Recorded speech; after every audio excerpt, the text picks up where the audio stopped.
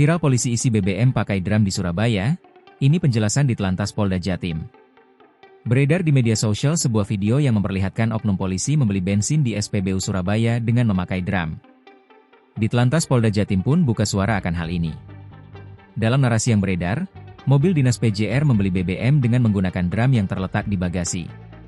Peristiwa itu terjadi di salah satu SPBU Surabaya.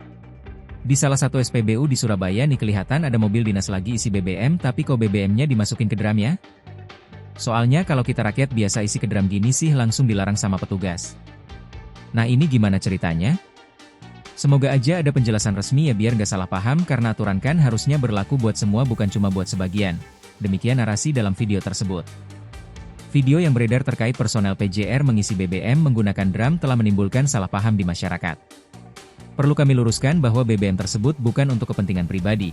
Demikian keterangan dalam postingan akun di Telantas Polda Jatim, dikutip pada Kamis, 13 November 2025. Disebutkan, polisi yang membeli BBM dengan memakai drum tersebut sebagai bentuk layanan darurat untuk pengguna jalan tol yang kehabisan BBM.